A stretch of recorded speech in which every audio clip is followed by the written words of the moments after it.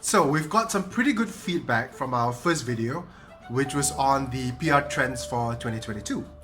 I thought we'd do another one, but this time around we would narrow down the predicted media trends that we would expect to see this year. Welcome, I'm Farrell, the founding director of Orchan Consulting Asia, and I thought it would be interesting to put a globalized/Asian sort of spin to these sort of trends to see how they would actually impact or be embraced in Southeast Asia. As you know, not all trends will be embraced in Southeast Asia or will impact Southeast Asia, and those that do impact this part of the region may not impact elsewhere. So it's always good to be, first of all, prepared and to keep our game face on, keep our eye out to see how to be prepared so that we know how to react to and adapt to these sort of trends as agencies, as brands, and as communities. So today, what I'm going to be doing is I'm going to be hitting 5 very media-centric trends that dominate the prediction clutter.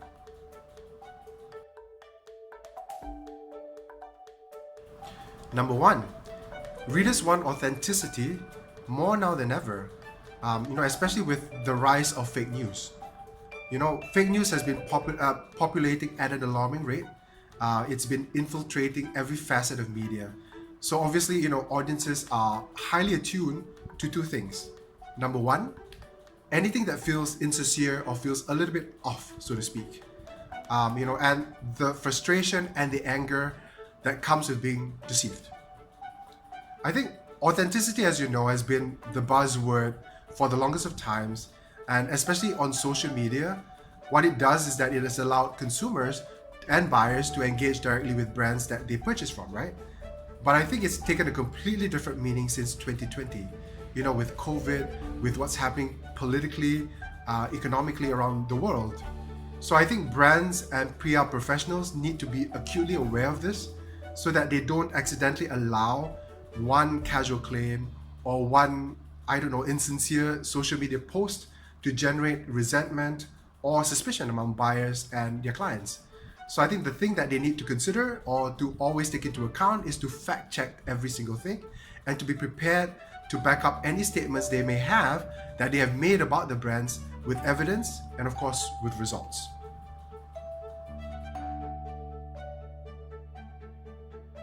Number 2, growth of independent journalism. Now I'm going to start by reading a quote from Brad Marley, Chief Storyteller of Yelram Media. And he says, "We're going to see more journalists build their own paid content channels, with or without backing from media outlets." So this means PR professionals will need to figure out how to have their clients mentioned in these outlets and learn how to measure their success. Now in Malaysia, we see this increasingly happening, with new digital platforms taking on bigger issues and representing them in ways that are far less political, than the mainstream powerhouses. Now we see this across all areas, not just society, not just economics, but also technology, education, sports, and even lifestyle. Now these new breed of journalists are influencers in their own right, and they are holding their own outside of their own workplace.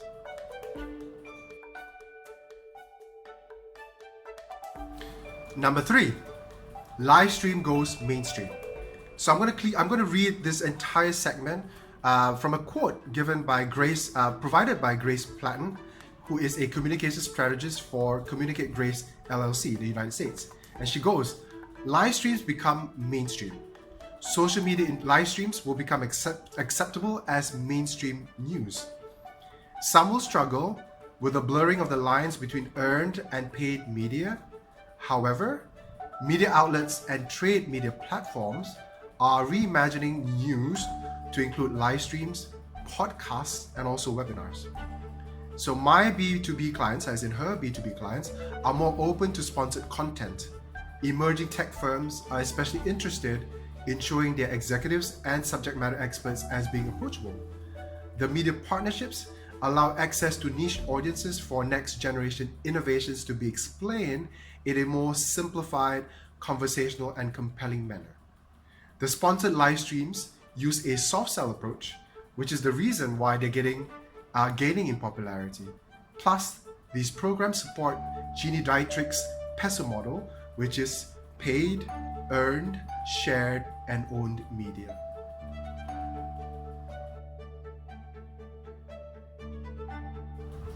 Number 4, pay to play. I'm going to start off by reading a quote from Jason Brown, principal of Public City PR. And he says, I see a consolidation of media outlets combined with more pay-to-play opportunities. And this is echoed by Sharon Gettler, president of Frugal PR. And she goes, this is the year when pay-to-play reaches critical mass. Next year could be the tipping point when paid exposure is far more accessible than earned media. In some cases, it will be more desirable to clients who are interested in a niche. So what does that mean? So it basically means that today it's a lot easier for brands to promote their own sort of business.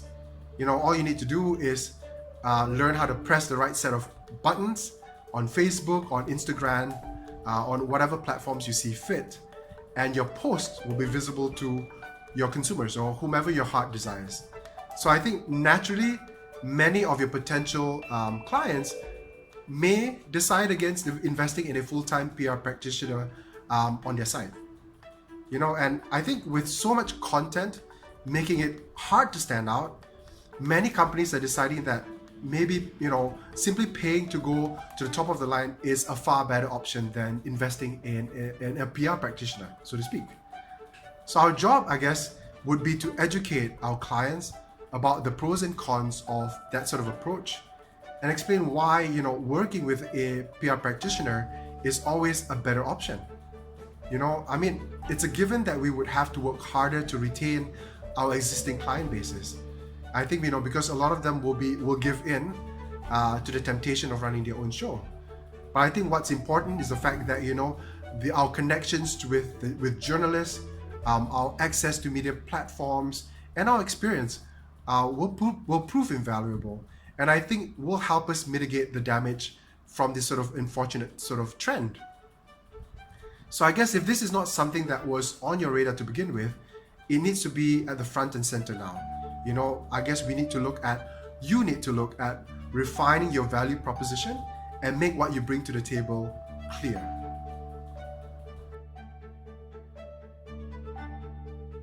Number 5, Fast-Vertising. What is Fast-Vertising? I'm going to start off by reading your quote from John Amar, principal consultant from Onward. And he goes, the lines between marketing, advertising, and PR will continue to blur, with many companies wanting to consolidate the three efforts. I think brand partnerships and fast-vertising, as you see in Ryan Reynolds' Peloton Sex and the City mashup, which I think is very, very clever, will dominate our industry in terms of impact compared to more standard press announcements such as funding or product announcements. Companies who want to break out in 2022 shouldn't skimp on their paid and earned media budgets, and they should be open to thinking creatively and acting quickly. Now, I'm keen to hear what you have to think about these sort of predictions and how you think the impact will be felt by your brand. So do drop me a line with your thoughts. I'm always willing to, hear what you have to think. And remember, part 3, which is the final video, will be out next week. So keep an eye out for it.